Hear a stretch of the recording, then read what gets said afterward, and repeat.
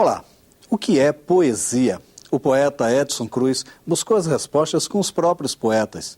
E as engenhosas definições estão publicadas no livro O que é Poesia, organizado por Edson e mote para a nossa conversa, que ainda fala da circulação da poesia na internet. Na Dica de Leituras, continuamos desvendando motivos poéticos ao ler os livros A Cor da Palavra, de Salgado Maranhão, e Poemas para Ler na Escola, de João Cabral de Melo Neto. O Leituras começa agora, conversando com Edson Cruz.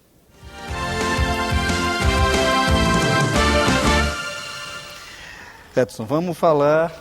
É interessante, você, através da internet, acabou fazendo um fórum com poetas de várias linguagens e de várias gerações, né, para tentar descobrir o que é poesia. Conseguiu descobrir o que é poesia? Olha, acho que tive alguns lampejos, algumas luzes, assim. Mas eu sabia que não ia conseguir responder essa questão, que é uma questão antiquíssima, né? Que vai dar muito pano para manga também. Mas o objetivo maior era mostrar, ou tentar fazer com que os poetas falassem um pouco da sua poiesis, né? De como é que eles refletiam sobre o seu trabalho, sobre a questão da poesia, né? E através disso mostrar as influências, os autores que influenciaram o trabalho dele e tal. Isso era o objetivo maior. Isso daí foi só uma isca, assim, porque eu sabia, assim, que é uma pergunta muito, né? O que é poesia? Tinha certeza que alguns poetas iam odiar a questão, não iam responder, e como de fato aconteceu, tem alguns que mandaram e-mail assim até... Pô, isso é pergunta que se faça, o que é poesia? E realmente, é uma pergunta meio cabeluda. Mas assim, também não tinha nem a pretensão assim, que as pessoas respondessem mesmo, com seriedade. Eu joguei a isca. Mas eu fiquei surpreso quando começaram a chegar as respostas. E de poetas relevantes, assim, que engoliram a isca e levaram a sério a questão mesmo. Aí foi uma maravilha, né? Você tem aqui pessoas assim, é interessante, porque o Afonso Romano de Santana, o Augusto de Campos, o Aníbal Bessa, né, que faleceu, né? Então, quer dizer, são pessoas de geração, de vertentes, de poéticas diferentes, né? Quer dizer, isso também dá uma certa dinâmica ao livro, né? Sim.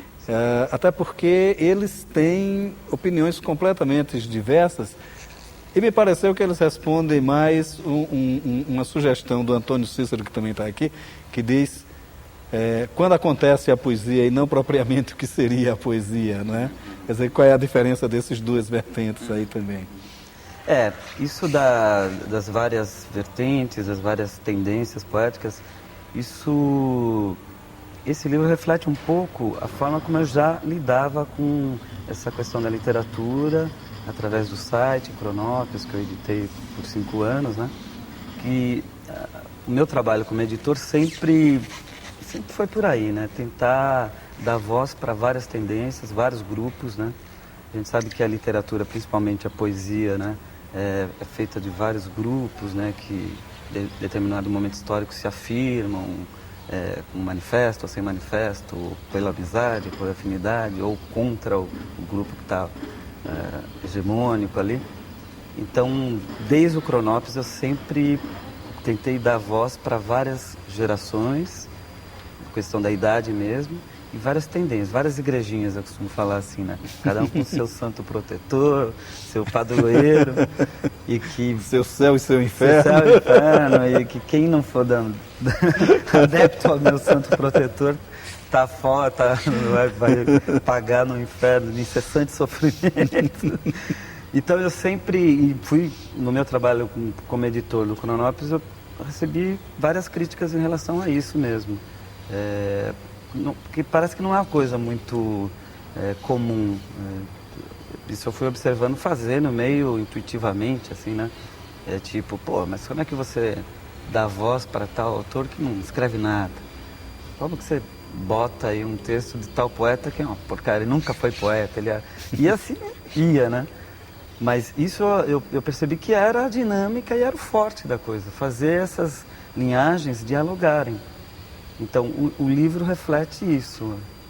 Acho que eu consegui unir, por isso que o livro tem uma certa força, porque realmente tem linhagens, diferenças, tem brigas históricas, inclusive, né? Representantes de tendências históricas que não se falavam há muitos anos, eram inimigos, inclusive, mas que se reuniram nesse livro. Isso é muito interessante, né? Eu tentei puxar isso depois para um debate, né? Eu lancei o livro na Casa das Rosas, em São Paulo, e, por exemplo, convidei para o lançamento Augusto de Campos, Afonso Romano de Santana. Que não sei. E claro, né, alguns toparam, outros não. Mas mesmo assim, tem sido muito rico. O debate que foi em São Paulo tinha representantes de várias gerações e tendências diferentes. Gente que não sentava na mesma mesa há muito tempo, muito menos dialogar. E foi bárbaro, foi histórico, assim. Porque as pessoas, os escritores vão amadurecendo também, né? Vão envelhecendo, vão vendo que não pode ficar, né? O Ledo Ivo tem uma frase ótima que ele disse que os escritores começam com uma geração para terminarem na solidão. Né? Então é mais ou menos. Agora, no livro tem uma outra questão que também acaba dando ampliando esse leque, né? Que é a questão, uma pergunta também muito recorrente e até meio óbvia e tal, que é a questão de o que você diria a um iniciante, né? E que gera uma polêmica também a mais diversa.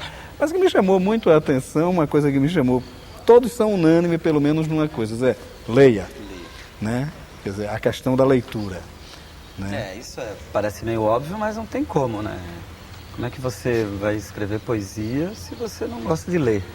E em alguns casos, se você não gosta de ler poesia, inclusive, né? Que foi uma questão que a gente sempre apareceu nos debates de lançamento. Foi isso. Alguns autores, jovens poetas, que falam com maior orgulho que não leem poesia. Então isso depõe contra o seu próprio trabalho, né? Se você lança um livro de poesia, 2 livros de poesia, e afirma assim com todo orgulho que não lê poesia,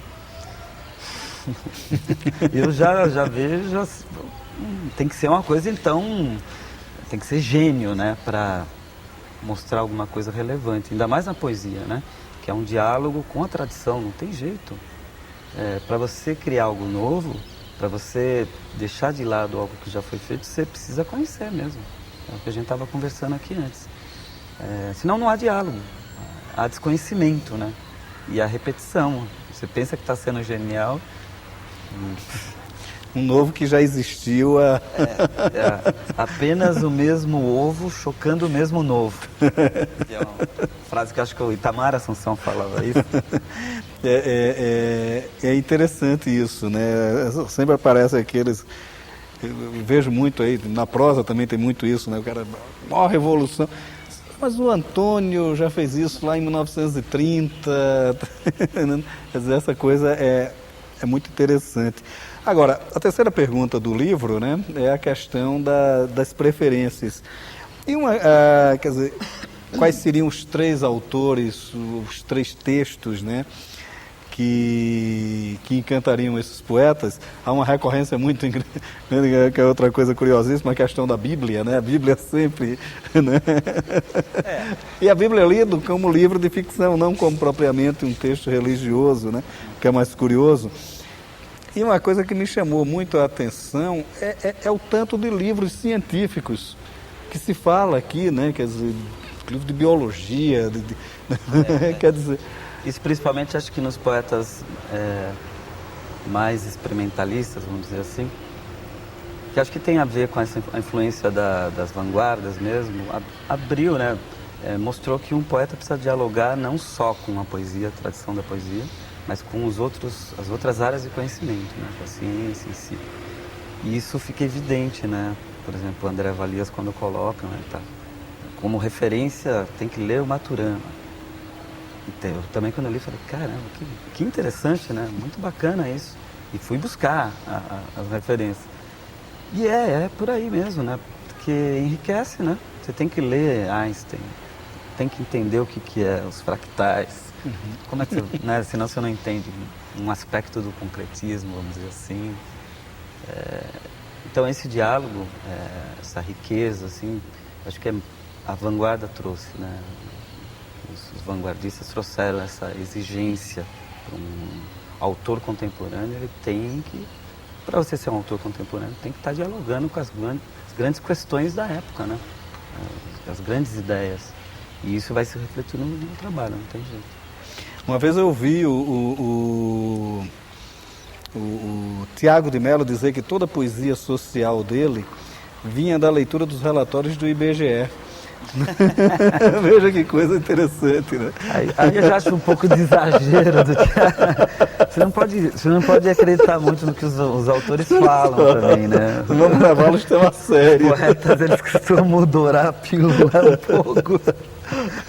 Agora, você tem um trabalho, Edson, que eu acho interessantíssimo, que é a circulação da poesia na internet, né? Quer dizer, acaba sendo um canal fantástico, porque ele oferece 1000 possibilidades, inclusive a questão das propostas concretistas, elas acabam resgatadas, de certa forma, pelas possibilidades da internet, né? Quer dizer... Verbo e voco visual, né, que eles buscavam. Quer dizer, como é que foi esse seu trabalho, né? Então, eu fui meio intuitivo, né? Na realidade, o primeiro contato com o computador já era velhaco, né? Eu não sou da era do computador, mas eu sempre fui muito curioso, né? Enquanto leitor, enquanto poeta. Então, quando se abriu a possibilidade da internet, ali eu corri atrás, né? E tive uma experiência que me caiu no colo, assim, foi importante. A possibilidade de ser editor do site Capitu, que era um site já consolidado, que era referência, estava num grande portal, no UOL. E aí, assim, por contingência mesmo, eu comecei a colaborar, virei editor e aí percebi que a internet era um canal mesmo. E a importância que tinha. Isso me abriu muitas portas, muitas ideias, muitas possibilidades, né? Eu nunca, por exemplo, poderia imaginar que estaria dialogando com os autores que admiro, assim, autores do porte desses autores que eu tenho dialogado nesses últimos anos. Isso foi através da internet.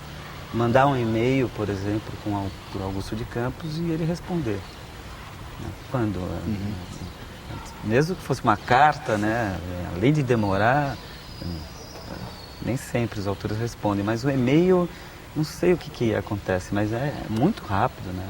Mandar para o Cosé, lá de Cuba, que está nos Estados Unidos, o cara responde. E responde ainda acrescentando, né? Dizendo, conheço o trabalho, gosto do livro. Então isso foi muito bacana, E acho inevitável. Não tem mais como prescindir da internet, desse diálogo na web. Acho que o conceito, por exemplo, que o Pierre Levy cunhou de cibercultura é algo muito sério e que realmente contamina em todos os aspectos da cultura mesmo. Um autor contemporâneo, ele tem que estar ciente, imbuído e dialogando com... Ele tem que perceber que o trabalho dele agora faz parte da cibercultura, não é mais a cultura, né, letrada, quer ele queira, quer não.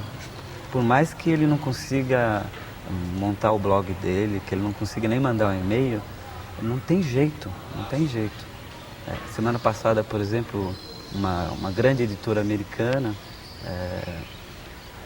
uma das 3 maiores, assim, ela botou 10 regrinhas para os seus autores. E a primeira, a segunda e a terceira monta seu blog, monta sua página no Facebook, produza textos para comunidades literárias, ou seja, você tem que interferir, você tem que se mostrar, tem que dialogar. As editoras já não vão ficar passivas, o autor já não vai ficar na casa dele, no escritório dele só produzindo, aí manda para a editora faz todo... Não, isso não existe mais. Os novos tempos não permitem mais isso. O autor tem que botar a cara para bater, tem que entrar em comunidades literárias, tem que dialogar, tem que estar preparado para ouvir o seu leitor, responder rapidamente, gostou ou não gostou, interferindo. tem que ir em feiras, tem que conversar, esse é o autor contemporâneo. Agora, a gente sabe que isso, do ponto de vista de divulgação do trabalho e até, de certa forma, da repercussão do trabalho, é indiscutível, né? Agora, em termos... Isso, de certa forma, melhora a qualidade do autor. É uma coisa interessante. O Coni, uma vez, me contou que somente voltou a escrever romance por conta do computador. A facilidade que o computador dava a ele de voltar a escrever, né? Então, quer dizer, agora, de certa forma, essa cybercultura, ela acaba melhorando, interferindo no trabalho do autor? Eu acho que interfere, e muito. Eu, por exemplo, eu já, diante de uma página em branco do Word, por exemplo, é como se eu tivesse... É diferente de eu estar escrevendo no caderno, que eu rabisco, a minha relação com o texto no caderno, na folha, no papel, é meio desleixada. O Word, ele já te dá uma coisa como se fosse editada, uma visualização da edição. Então isso exige que você tenha um olho mais apurado. Isso eu observo no meu dia a dia mesmo, de produtor de texto. Às vezes eu faço um esqueminha no papel, mas quando eu passo para lá é o que tá valendo. Porque quando eu já estou digitando, já estou cortando, porque eu já vejo o texto na espacialidade do papel, já vejo as palavras reverberando uma frase no outra. No caso da poesia, isso é muito mais evidente. Então, enriquece muito. Fora que hoje já existe até a cultura de internet, né? A erudição de internet. A possibilidade que te dá de você buscar uma referência rapidamente, ou uma ressonância daquela palavra, daquele termo etimológico, você estando ali conectado é muito mais rápido. Mas em última instância, sempre vai depender do talento ou não de quem está por trás do teclado. Isso não tem jeito, não quer dizer que a internet vai gerar algum gênio por si só, algum grande criador, algum grande escritor, se o cara já não tiver esse gênio. Mas que ela vai acelerar e vem acelerando, porque você coloca no blog, por exemplo, hoje, para mim, no meu trabalho, eu já uso o blog como um rascunho do trabalho, mas rascunho valendo. Eu boto, às vezes, eu jogo lá e falo, já foi, agora não pode. Agora não tem volta. Não tem volta. Aí eu olho, aí já tem um comentário, uma crítica, eu mesmo lendo lá, parece que eu estou lendo como se estivesse lendo uma coisa editada. Aí eu reviso, no outro dia reviso de novo, e vou retrabalhando com uma coisa que é a primeira, a segunda, a terceira revisão que você faz um livro, por exemplo, numa prova, entendeu? Você faz ali em loco, é bacana isso. Legal, ainda bem que você tem uma visão otimista disso tudo também. Eu sou otimista. Eu acho que não tem mais retorno. Eu acho que quem não pegar esse bonde, não estiver trabalhando nisso, vai ficar muito para trás. Vai ser atropelado por ele. Total. Maravilha. Edson, obrigado por sua participação aqui no Leituras. Eu que agradeço pelo convite.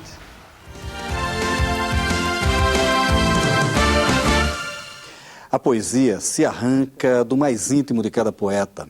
E esta intimidade quase sempre está ligada à infância, à época da formação, aos amores nascidos num tempo onde a imaturidade é uma ordem. Daí, por mais terras que ande, o poeta está sempre falando com o sotaque de sua aldeia.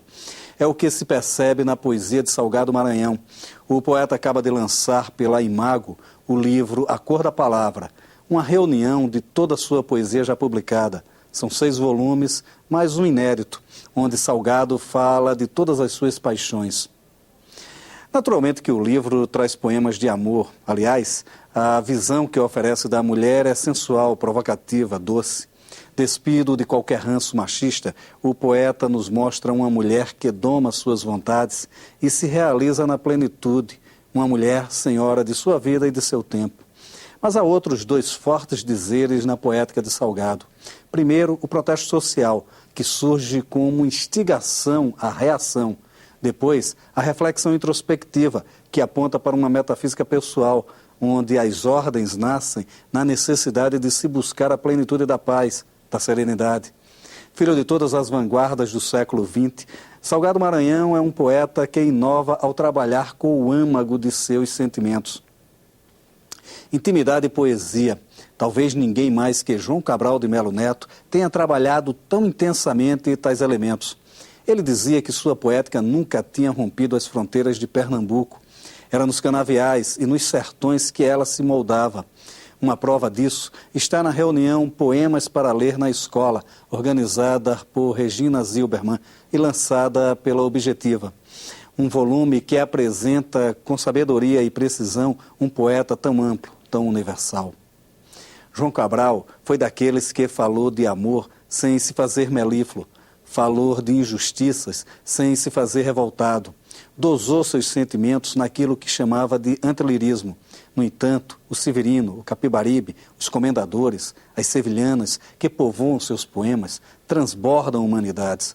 Trabalhou uma língua classificada de pedra, seca, dura, áspera, precisa, sem qualquer gordura barroca, sem qualquer derramamento parnasiano. João Cabral é um poeta que nos toca profundamente, exatamente por saber o ponto exato onde se encontram a razão e o sentimento.